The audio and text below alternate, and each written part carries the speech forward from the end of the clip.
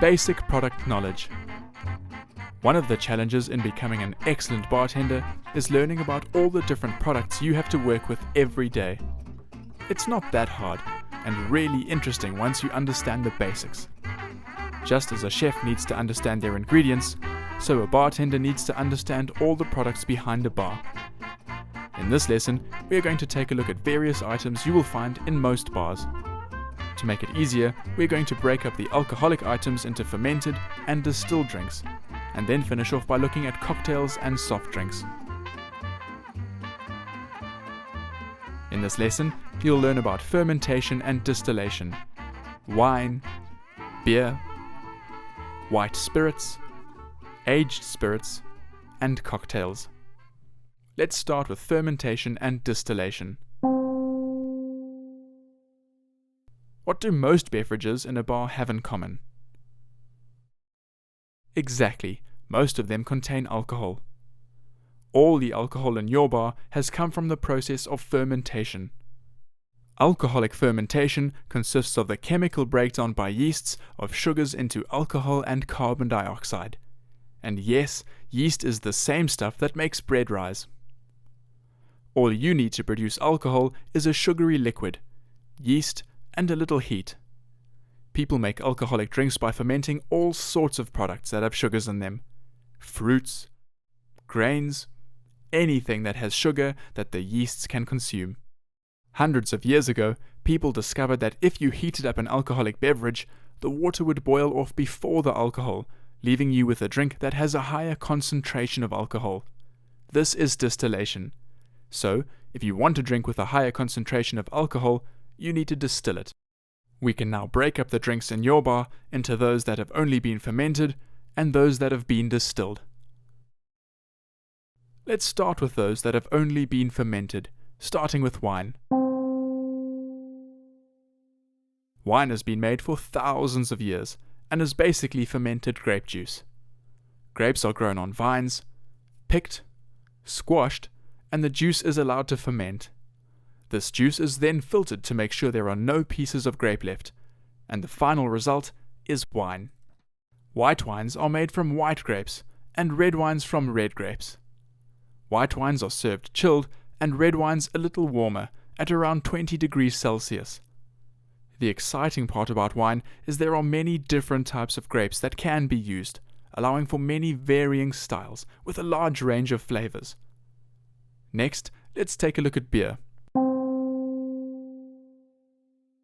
Beer is the world's most widely consumed alcoholic beverage and is also made using fermentation. Beer is made by using the sugars from grains such as barley, wheat, or maize. To make beer, the sugars are taken from the grain and mixed up with water to form a sugary liquid. This liquid, called the wort, is fermented to make beer. Another ingredient that is often added before fermentation is hops. These are flowers from the hop plant that add bitterness and flavor to beer. There are a wide range of beer styles, from thick, dark, and creamy to light and fresh. Next, let's take a look at some of the products that have been made using distillation, starting with white spirits. White spirits are drinks with a high alcohol concentration from being distilled, but they have not been aged in barrels. We'll learn about barrels in a minute. White spirits are easy to spot in your bar. They are clear, strong spirits, such as gin and vodka. All of these spirits need a sugary liquid to ferment and then distill. Gin uses grains, white rum uses sugarcane, and vodka can use potatoes.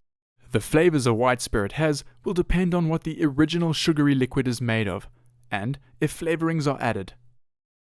For example, gin is made using grain, but juniper berries and other herbs are added to give it its characteristic aroma.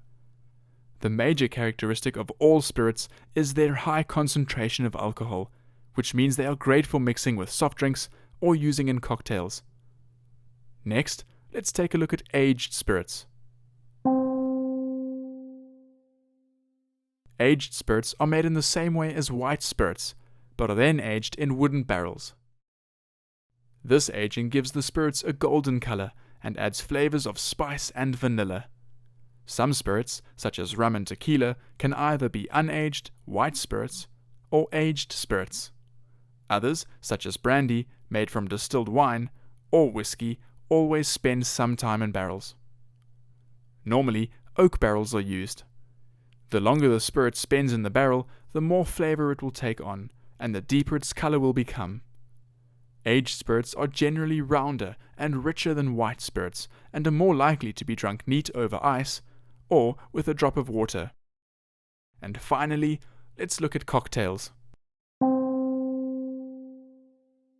Cocktails are the combination of different types of drinks that you will find behind your bar into a single drink.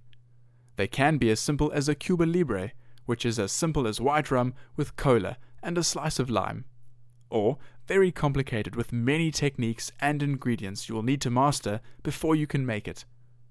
Cocktails also make use of the non-alcoholic items you have behind your bar, such as sodas, fruit juices, and cordials.